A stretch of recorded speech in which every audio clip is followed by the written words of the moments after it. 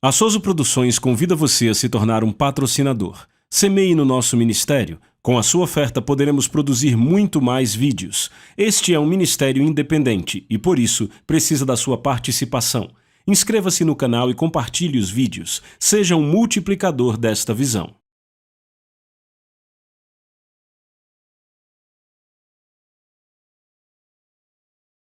Os versículos usados nos vídeos que traduzimos nem sempre correspondem a versões em português. Muitas vezes precisamos traduzir do original em inglês para fazerem sentido no contexto do vídeo.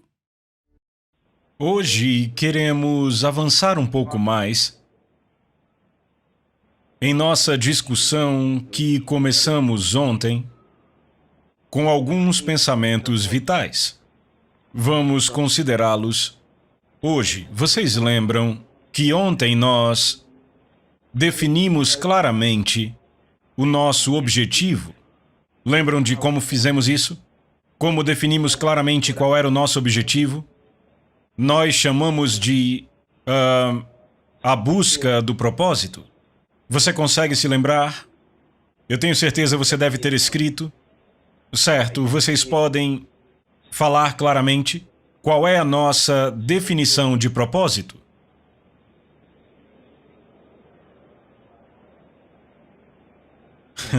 Eu não estou ouvindo vocês. Vamos de novo.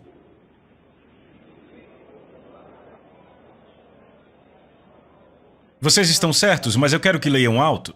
Leiam como quem sabe do que está falando. 1, 2, vão.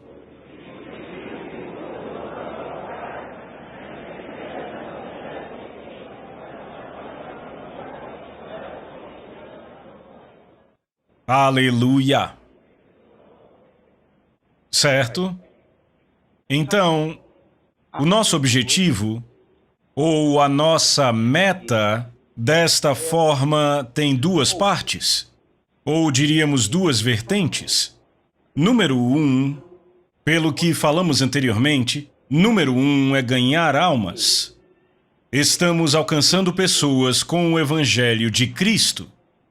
Estamos ganhando elas com o Evangelho de Cristo.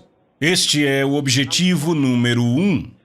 Número 2, do nosso objetivo é o discipulado. Entenderam isso? Discipulado. Ok? Agora, vamos definir isso de forma bem simples. Ganhar almas significa... Eu quero que você escreva. Ganhar almas significa que nós saímos do nosso conforto. Nós saímos do nosso conforto para alcançar alguém que precisa de Cristo. Em outras palavras, pode ser que não seja conveniente, pode não ser confortável, mas aquele homem precisa de Cristo, todo pecador precisa de Cristo, todo aquele que não nasceu de novo precisa de Cristo. E ganhar almas significa que saímos do nosso conforto, que é trabalho, eu disse a vocês ontem. Não é algo que só acontece pela nossa conveniência. Nós saímos do nosso conforto. Nós tomamos a decisão de alcançar alguém que precisa de Cristo. Deve haver um movimento para isto. Pessoas que não fazem esforços nunca conseguem efetuar mudança. Começamos a discutir no último encontro sobre a busca do propósito. Uma vez que você tem o seu propósito definido, e você sabe que há clareza no seu propósito, o próximo passo é estar em busca do seu propósito. Há muita gente que fica parado em seu conforto esperando que as coisas aconteçam. E as únicas coisas que acontecem são crises e fardos. Problemas vêm para elas, suas contas se amontoam e elas não conseguem efetuar nenhuma mudança. Ei, entenda isso, a Bíblia diz que em todo trabalho há proveito. Ou seja, você terá a vantagem se for trabalhar. Se você fizer algo que muda a vida de outro homem e fizer isso consistentemente, tudo que diz respeito a você será cuidado. É um princípio de Deus. Existe uma lei operando na natureza que te paga de volta pelo que você dá. Mesmo quando você faz um serviço sem cobrar. Independentemente do que é este serviço, no começo pode ser que não seja suave, no começo pode ser difícil e pesado, mas cedo ou tarde vai te pagar de volta. É uma lei que opera na natureza. Você nunca pode ser enganado. Mas muita gente não entende isso. E aí elas se cansam de pôr esforço para ajudar os outros, se cansam de ajudar outras pessoas a se levantarem e aí dizem: eu fiz isso por essa pessoa, fiz isso por aquela, eu ajudei essa pessoa, ajudei tanta gente e ninguém lembra de mim. Não! Continue fazendo e fazendo melhor do que você fazia.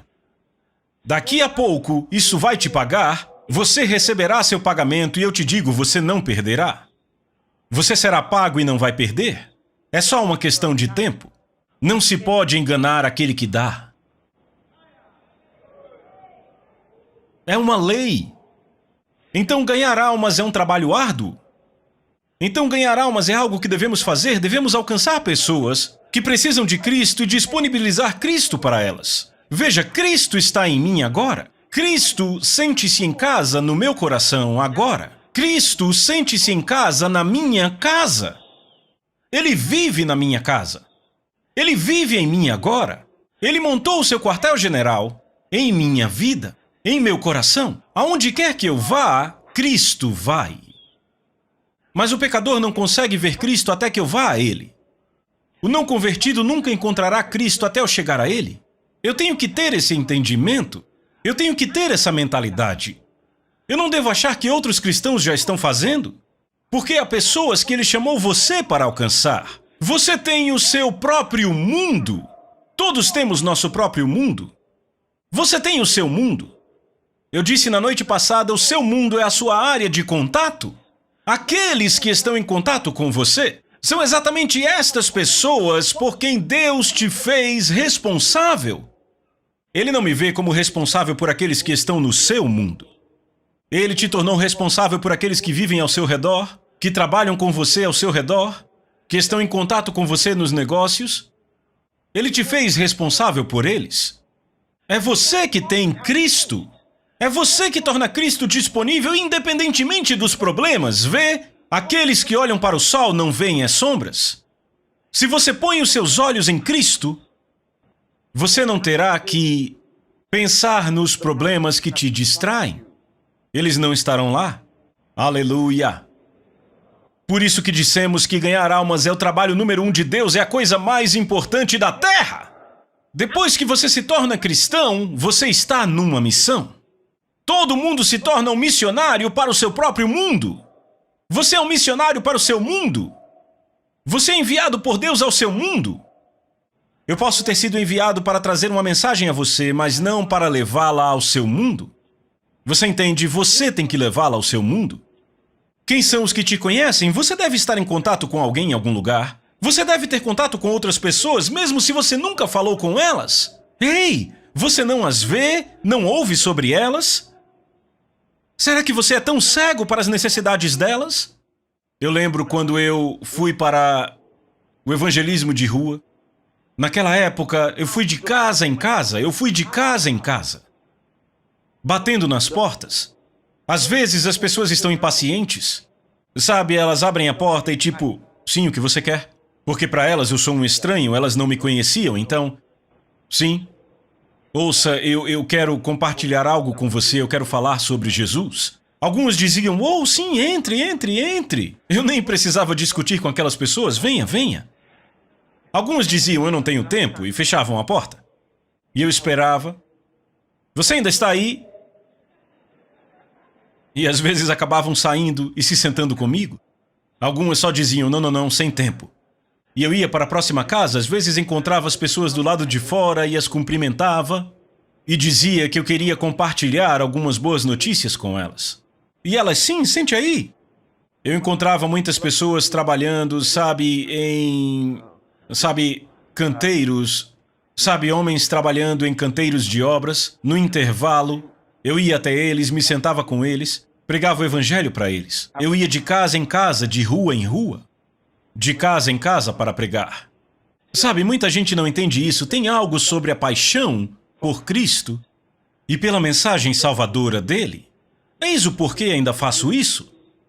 Você está ouvindo? Eis o porquê ainda faço isso. Porque, à medida que eu pregava de rua em rua, aquilo não acabava.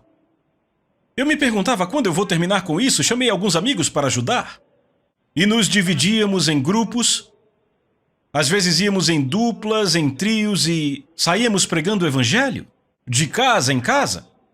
E depois disso, fomos aos hospitais para pregar. O mais difícil é quando íamos a hospitais psiquiátricos. Era terrível. Eu achava que quando eu entrasse, os demônios viriam gritando, "Oh!" e eu diria, "Saia dele!" e eu pregaria. Mas não, foi difícil. Não foi desse jeito. Primeiro que nem todos tinham problemas demoníacos.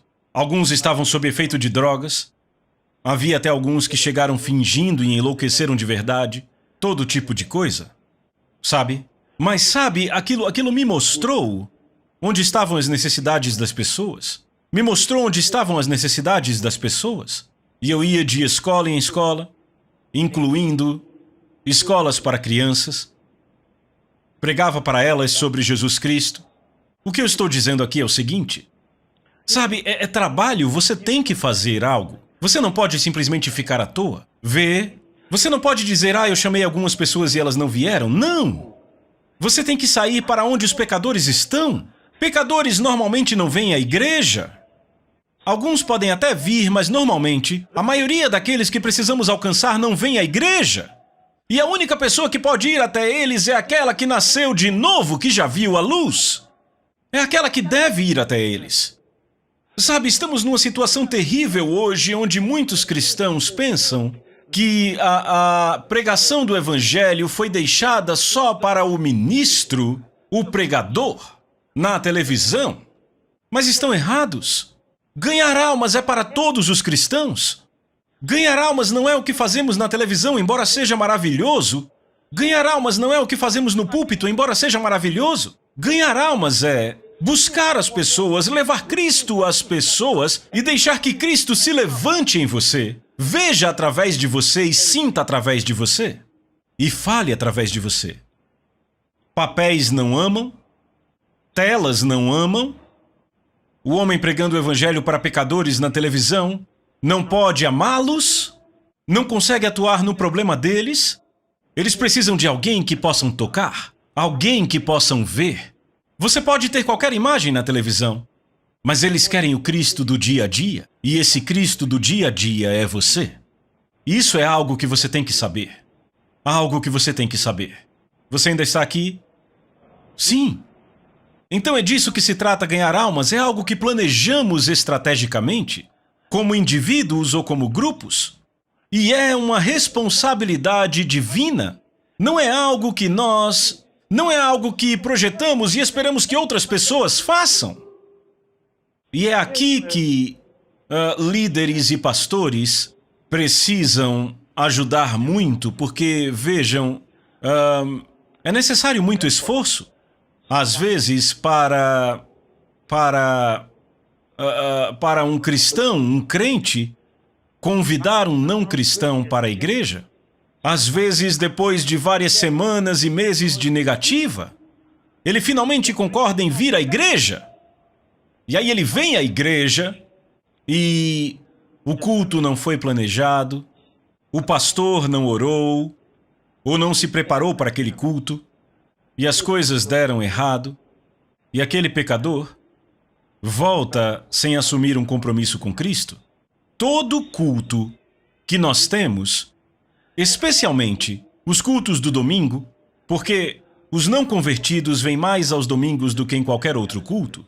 Sabe, eles pensam, hoje é domingo, eu devo achar um lugar para ir, e então eles vêm. Então é como se todo domingo fosse uma cruzada. E o pastor tem que ser estratégico para saber que, além de ensinar os irmãos e treiná-los nas coisas de Deus, ele deve estar atento com os pecadores que estão na congregação. Muitas vezes, se eu não faço o apelo para a salvação, quando eu desço, eu provavelmente falo com o pastor que está subindo para pegar o microfone de mim, e eu digo, eu não fiz o apelo, por favor, faça. Porque eu sei que é importante. Você ainda está aí? Eu sei que é importante. E temos a oração. Nós podemos fazer preparativos orando. Sobre os nossos cultos. Isso é uma responsabilidade. Todo líder deveria pensar sobre isso. Você sabia que, às vezes, Deixa eu contar uma história. 2 mulheres cegas foram a uma cruzada. E elas estavam lá na cruzada e não entendiam inglês. Nada. E também não entendiam o intérprete. Eram cegas e não conseguiam entender o idioma. Mas elas sabiam que era um encontro onde Jesus estava sendo pregado. E elas estavam lá, apenas ouvindo e ouvindo, até que ambas receberam a visão aquela noite.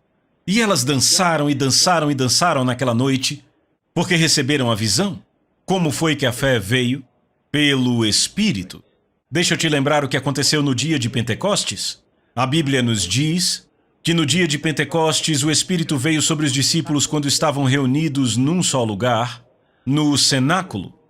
E diz que línguas como que de fogo pousaram sobre a cabeça deles e eles falaram em outras línguas. Lembram disso?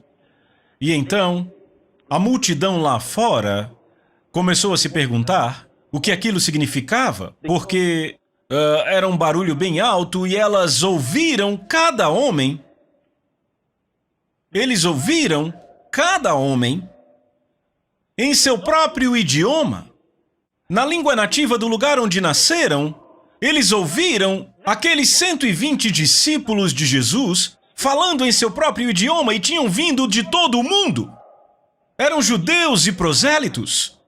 Prosélitos são pessoas de outras nações que eram convertidas ao judaísmo.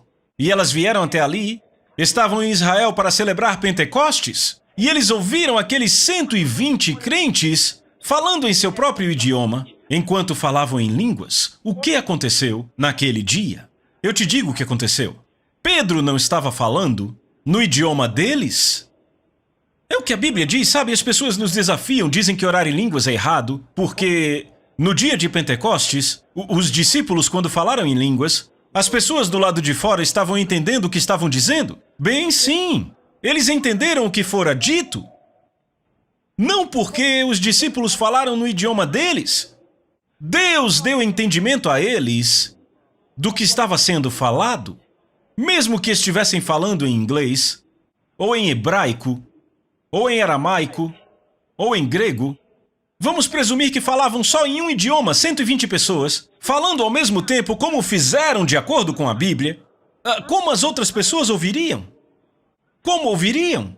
Tinha que ser um milagre para eles entenderem. Isso aconteceu várias vezes. Isso aconteceu várias vezes. Onde pessoas receberam entendimento do que estava sendo falado em outras línguas. Aleluia! E é assim que funciona? É assim que funciona? Então, quando você ora pelo culto, sendo você um líder, e talvez você tenha conseguido reunir o número de pessoas para levar a Cristo, e elas se comprometeram, todas fizeram compromisso, todas atenderam a sua convocação para o culto. Se você orou, não importa do que o pregador está falando, mesmo que ele não diga nada sobre salvação, talvez ele esteja pregando sobre o fim dos tempos ou sobre qualquer coisa, na palavra de Deus, aquelas pessoas receberão um entendimento tal, porque o Espírito Santo é o mestre da comunicação. Ele pode levar a mensagem do Evangelho para qualquer um, no seu próprio nível. É a nossa oração que faz isso acontecer. Nossa oração, ela libera o ministério do Espírito. Glória a Deus. Depois eu vou falar um pouco mais sobre isso. Mas a segunda coisa é o discipulado, certo? Você está anotando? Discipulado significa que nós vamos além de nós mesmos para guiar um crente novo, jovem e talvez até sem compromisso e rebelde a uma vida cristã crescente e comprometida. Vou falar de novo. Discipulado significa irmos além de nós mesmos para guiar um crente novo, jovem e até descomprometido e rebelde a uma vida cristã crescente e comprometida. Discipulado significa nos interessarmos por alguém que não sabe muito sobre Jesus, embora tenha entregue seu coração para Cristo para a salvação, tenha recebido a salvação. Ele pode não estar comprometido, Pode não estar interessado em vir à igreja, pode não estar interessado em ler a Bíblia, ele pode ter várias perguntas. Discipulado significa que vamos atrás daquela pessoa por quem nós temos interesse o suficiente para alcançá-la e a ajudamos a encontrar o seu caminho. Louvado seja Deus! Discipulado é a responsabilidade de todo filho de Deus. Cada um de nós tem esta responsabilidade de discipular alguém. Lembrem das palavras de Jesus no Evangelho de Mateus, capítulo 28, quando lemos no versículo 19, Ide, portanto, fazei discípulos de todas as nações, batizando-os em nome do Pai, e do Filho e do Espírito Santo, ensinando-os a guardar todas as coisas que vos tenho ordenado. Vocês veem? O que quer que Jesus nos tenha ordenado, Ele nos diz para ensinarmos a outros a fazer o mesmo. O que quer que Ele tenha me dito para fazer, eu devo dizer a você para fazer. Mas eu tenho que te ensinar como fazê-lo. Cada um de nós deve discipular outros. Então, discipulado é nossa responsabilidade. Por que fizemos de você um líder de célula? Você foi feito líder para você poder se juntar ao trabalho no ministério. Você recebeu a responsabilidade como líder para que você entenda que agora você será chamado para prestar conta de almas. Que o tempo chegou em que você deverá prestar conta pela vida de outra pessoa. Você já ouviu o suficiente para poder ajudar outra pessoa? Você não precisa esperar fazer 10 anos de crente para se tornar um líder. Uma vez que você aprende esse compromisso com Cristo, uma vez que você entende que Jesus Cristo é o Senhor da sua vida, e você fez esta declaração do senhorio dele, e você fez esse compromisso com ele, sim, você se torna responsável por outra pessoa que ainda não conhece isso. E esta responsabilidade é séria. Então você se tornou um dos líderes do Evangelho de Jesus Cristo. É isso que você é. Um cristão responsável, com quem se pode contar, e Deus pode requerer de você a vida de outra pessoa, para que você a treine, mentoreie e nutra essa pessoa. Esse é o seu trabalho como líder. Aleluia! Louvado seja Deus! Então, o discipulado é nossa responsabilidade. Ele diz, ide, portanto, fazei discípulos de todas as nações. Ele disse, ide, portanto, e fazei alunos, pupilos, entre as nações. Isso é maravilhoso. Que responsabilidade! Eu me lembro, anos atrás, eu ainda era bem jovem. Isso foi eu acredito que foi em 1977. Sim, 1977. Eu estava em algum lugar, com uma Bíblia bem pequena. E pensando na minha mente, sabe, tudo que eu sabia pregar até aquele momento era o que eu tinha ouvido meu pai ensinar. Veja, meu pai costumava ajudar na igreja, às vezes, quando o pastor pedia para ele pregar.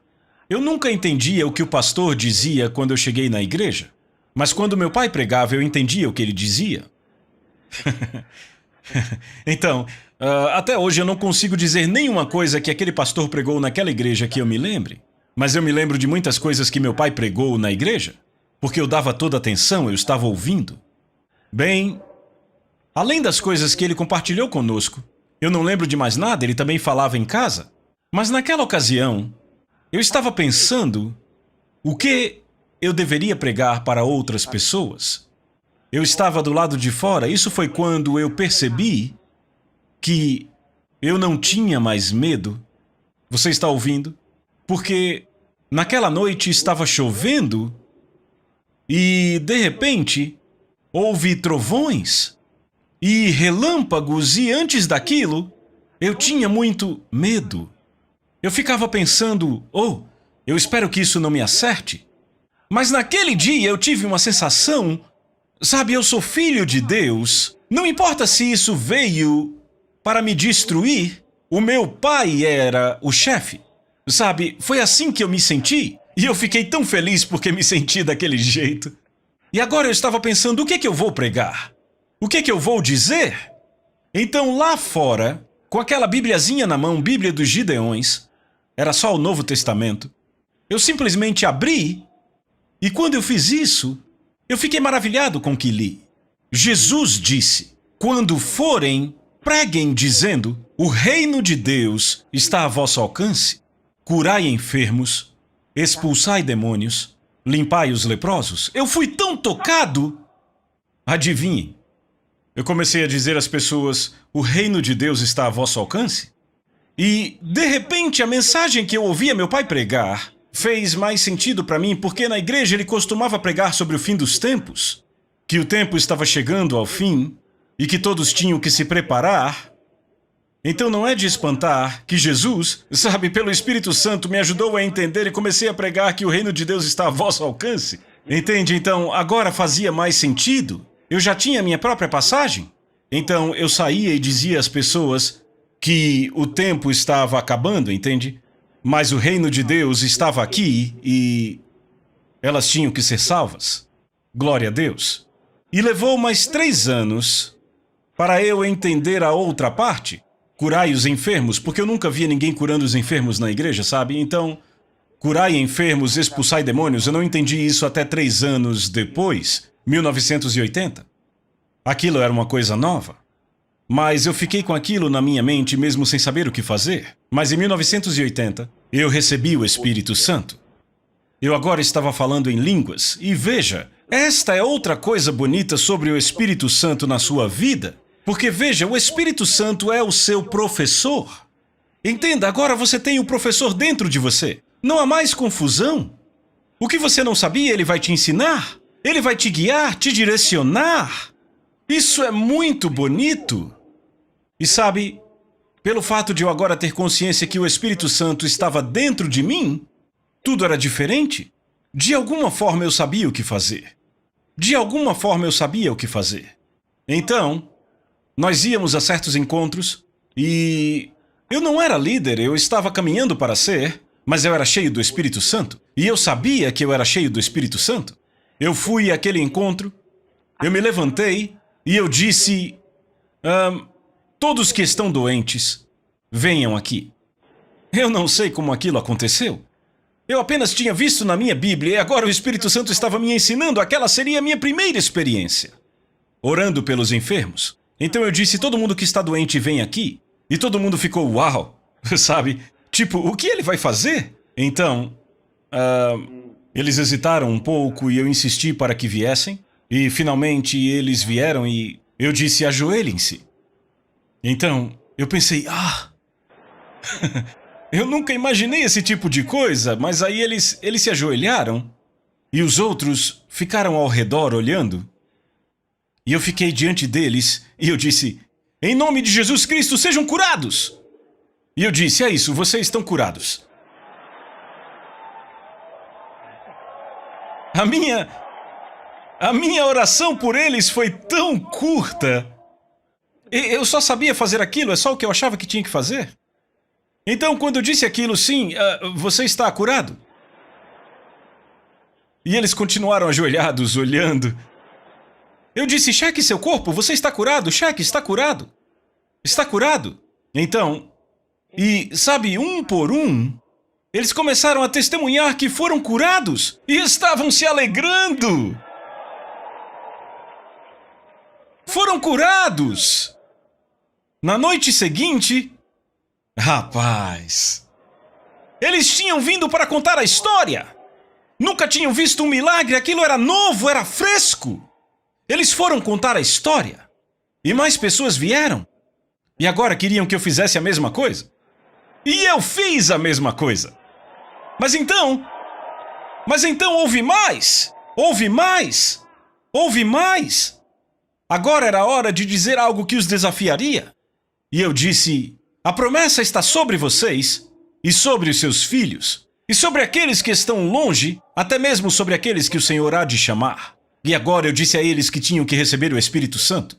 Eu tinha 2 amigos comigo, um era mais velho que eu e o outro era meu colega de classe, e estávamos fazendo aquilo juntos, e pregávamos juntos, e era maravilhoso. Orávamos juntos e íamos àquele encontro, um pregava depois do outro, e eu disse a eles: vocês podem receber o Espírito Santo, vou impor as mãos e vocês receberão. E eu li para eles o trecho da Bíblia que diz que as pessoas receberam o Espírito Santo depois da imposição de mãos, e estavam prontos. E adivinha? Logo depois da pregação eu fui e impus as mãos, e as pessoas começaram a cair por todo lado, sabe? Eu nunca tinha visto aquilo antes. Foi a primeira vez que eu vi aquilo. Lá atrás, em 1980.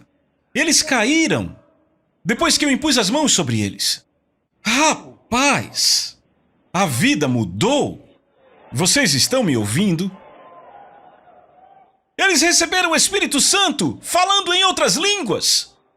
Agora era diferente. Oh, graças a Deus, graças a Deus, graças a Deus, graças a Deus. É isso que você deve fazer. Cada membro da sua célula deve ter o Espírito Santo. Pregue a palavra para eles. Cada um na sua célula deve ter o Espírito Santo. Pregue para eles a importância de ter o Espírito Santo. Sem o Espírito Santo, eles não estarão motivados para ganhar almas. Igrejas onde não dão primazia ao Espírito Santo, sabe? Muitas vezes igrejas podem falar do Espírito Santo, mas não ministram o Espírito Santo às pessoas. Então no domingo você tem algumas pessoas batizadas no Espírito Santo, a maioria nem conhece isso, e ainda assim você diz para ganharem almas, eles não conseguem ter ousadia. Você tem ousadia quando está cheio do Espírito Santo. E quando as coisas parecem paradas, e parece que você, de alguma forma, se sente tímido para pregar a palavra, ponha para fora o que você tem por dentro. Fale em outras línguas até que você profetize, e à medida que você profetiza, o seu espírito estará tão movido que você sairá e pregará o Evangelho. Aleluia! Lembre-se, sem o Espírito Santo, não podem pregar o Evangelho. Estarão mortos e frios. Mas deixe eles terem o Espírito Santo. Suas mãos são ungidas. Você está me ouvindo? Eu já disse, cada célula, pelo menos 25 membros. E depois que chegarem em 25, comecem outra. E depois comece mais outra. Você pode ter 3 grupos, 5 grupos, não importa. Faça isso. E veja o que o Espírito Santo fará em sua vida. À medida que você multiplica as almas, a sua vida será multiplicada. Jesus disse: todo aquele que me honra, meu Pai o honrará. Você honra Jesus pregando sobre ele, falando dele em todo lugar. Você honra Jesus testemunhando sobre ele. E depois que você testemunha sobre ele, ele diz: o meu Pai testemunhará sobre você diante dos santos anjos. Oh, glória a Deus! E em todo lugar aonde você for, ele vai te honrar. Com a presença dele, com a graça dele.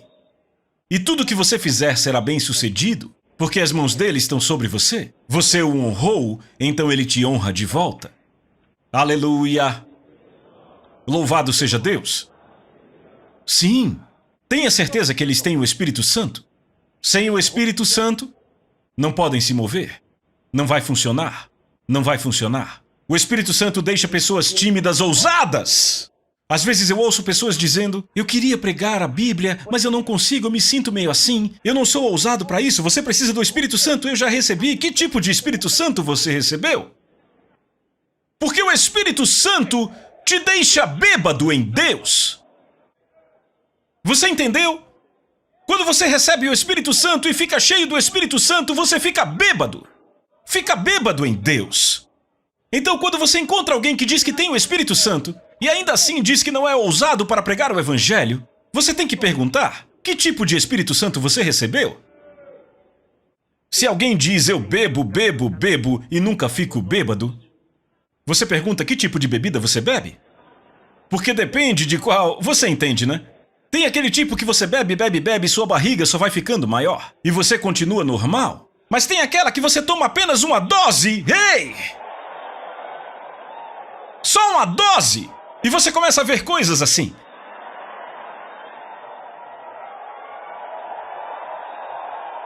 Aleluia! Então, quando você tem aquela dose do Espírito Santo, nada mais pode ficar como sempre foi. Não, você não faz como sempre fez. Você não faz as coisas como sempre fez. Eu lembro de ir a um encontro. Eu vinha orando e orando por aquilo. Sabe, apenas com alguns amigos. Nos conhecíamos, mas eles não vinham agindo de forma séria com Deus, sabe? Então, estávamos planejando o encontro, eu ia pregar com eles. E então, eu orei, eu mergulhei, eu me encharquei de Deus. Como você se encharca de Deus, você ora em outras línguas e ora em outras línguas até profetizar. Veja, a profecia é o transbordar. Entende? A mensagem que está por dentro começa a sair. Você começa a profetizar sobre aquilo, começa a declarar o que vai acontecer naquele encontro. Entende? Então, quando eu estava tão cheio que eu comecei a profetizar, eu estava pronto, eu sabia que estava pronto, então eu fui. Veja, quando você está cheio do Espírito Santo, não quer dizer que sua pregação vai ser com gritos. Quer você grite ou não, isso não tem nada a ver. Mesmo que você não esteja vendo, você já leu sobre Jonathan Edwards? Jonathan Edwards era tão cheio do Espírito de Deus. Ele usava óculos com lentes muito grossas. Ele colocava a Bíblia colada com seu rosto assim. E mal conseguia ler uma simples passagem. E os homens eram chacoalhados pelo poder do Evangelho. Porque o Espírito Santo entrava pelo prédio. Sabe, eu leio sobre homens como este e eu não me permito fazer nada menos. Você está me ouvindo? Porque eu sou inspirado a ver a realidade do Evangelho. Por isso que eu estou compartilhando aqui. Eu fui para aquele encontro, nós todos nos sentamos juntos e eu estava pregando ali. E aí eu só vi eles se sentindo desconfortáveis um após o outro, começaram a chorar. Eles foram tão movidos pelo Espírito Santo e se quebrantaram chorando por causa da forte convicção do Espírito Santo. E eu nem estava gritando. Só falando, foram cheios do Espírito. E foi isso que mudou a vida deles. Eu lembro de passar por uma situação uma vez. Eu era estudante, havia uma senhora zombando e rindo enquanto eu pregava. Eu estava ali pregando e ela continuava debochando. Então, eu simplesmente olhei para ela e disse: se você um dia vir Jesus, seus joelhos baterão até você se ajoelhar. Eu não falei nada. Eu continuei pregando, mas eu sabia que eu estava cheio do Espírito. Mas pouco tempo depois, ela estava gritando. Agora precisava de ajuda. Estava chorando. O Espírito Santo tomou o controle. O lugar ficou cheio do Espírito. E ela se entregou a Cristo. Você ainda está aí? Eu estou falando do ministério do Espírito Santo na sua vida cotidiana. O ministério do Espírito Santo é isso que faz você operar de forma bem-sucedida. E aí você percebe que os seus encontros, os encontros do seu pequeno grupo vão crescer de 6 pessoas para 8, 10, 15. A salinha que você usa vai ficar pequena demais. Como a nossa igreja em Benin começou, eu te digo. Nota do tradutor: Benin é um país da África onde se originou a religião vodú. Eu estava no meu gabinete. A nossa igreja em Benin, eu comecei no meu gabinete com a minha equipe. Alguns deles eram bem jovens. E éramos em 9. E desses 3 eram minhas irmãs mais novas. Então quantos sobraram? Mais 6. Então, começamos em uma das salas no gabinete. Eu disse: veja, vamos começar aqui. Então eu compartilhei a palavra com eles. E então, sabe, faremos nosso trabalho. Mas então eu disse: vamos organizar uma congregação formal aqui. Nos encontraremos às quartas e aos domingos. Começaremos bem aqui. E assim fizemos. E aí, nos finais de semana, nós saímos e vamos pregar. Falem com as pessoas, ganhem elas para Cristo. E aí, 15, 20, nós saímos daquela pequena sala para o salão, o nosso salão. E aí éramos 30, 40, 60. Não demorou, o lugar estava cheio. Já era necessário o mezanino. Ficou tão cheio que eu comecei a procurar um auditório. E só fazíamos cultos nos domingos à noite. Na maioria dos países de língua inglesa, os cultos são aos domingos de manhã. E nas quartas, então eu consegui um auditório. E quando fomos para o auditório, até o auditório começou a ficar pequeno. E então, ensinando a palavra, eu já estava organizando conferências. E um garotinho encabeçando uma conferência. Ensinando a eles como serem um sucesso. Em Cristo. Como eu disse, o auditório ficou cheio e já havia pessoas do lado de fora. Vocês estão me ouvindo? E enquanto aquilo estava acontecendo, eu vim para Lagos, capital da Nigéria, e eu disse: o mesmo Espírito, veja, o mesmo Espírito fará isso acontecer aqui. Porque eu já tinha visto acontecer em cidades diferentes. Eu preguei na reunião internacional dos homens de negócios do Evangelho Pleno. Eu participei de algumas dessas reuniões como pregador. Eles nem sabiam que eu era um estudante, até que um dia me pegaram. Porque eu estava me preparando para as provas. Eu estava estudando e fui convidado para um jantar deles. Então, o presidente, estavam lá o presidente e o vice-presidente. Depois do encontro, muita gente tinha entregue a vida a Cristo e eles sempre convidavam pessoas de alto escalão dos governos. Então, eu orei por eles, muitos entregaram a vida a Cristo depois da oração. Então, no final, sabe, eles respeitam muito os pastores, sabe? Ministros, sabe? Eles sempre dão um carro com motorista para eles, sabe? Então, eu estava saindo e eles queriam ir até a saída comigo e eu disse: não se preocupem. E disseram: não, vamos te levar ao hotel. E eu: não, eu posso ir sozinho. Não, mas não deixaram, foram comigo. E eu pensando: oh, Senhor Jesus, por favor, me ajude.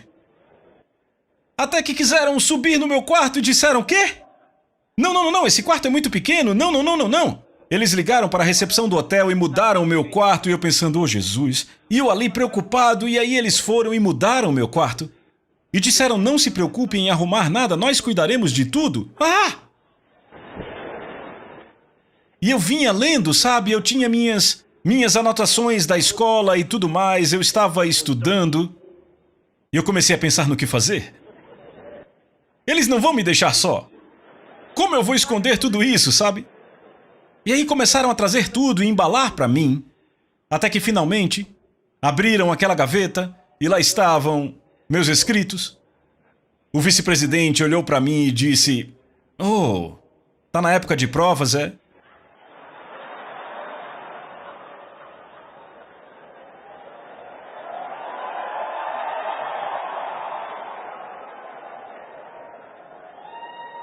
Tô sim. Sabe, quando você é jovem, você fica assim. Aqueles caras já tinham a idade do meu pai, você entende isso? Sabiam que eu era um garotão, mas de alguma forma a gente acha que é grande. Então eu tive que entender que eu não fui convidado porque eu parecia grande. Era a operação do Espírito Santo. E não ficaram constrangidos e disseram: ah, você tá fazendo provas? E eu: sim. Ok, e me ajudaram a arrumar tudo e eu fiquei me sentindo tão mal, sabe? Aleluia! Não é por força, não é por violência, mas pelo meu Espírito! Assim diz o Senhor. Aleluia! Glória a Deus! Deus está te treinando em justiça e na liderança do reino. Você está me ouvindo? Você está sendo treinado em justiça e na liderança do reino. Diga: eu estou sendo treinado em justiça e na liderança do reino. Obrigado, Senhor Jesus. Adore a Ele e agradeça a Ele, vá. Aleluia.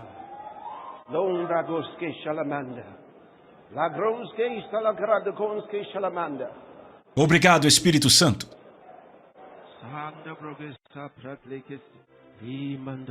A Soso Produções convida você a se tornar um patrocinador. Semeie no nosso ministério. Com a sua oferta poderemos produzir muito mais vídeos. Este é um ministério independente e, por isso, precisa da sua participação. Inscreva-se no canal e compartilhe os vídeos. Seja um multiplicador desta visão.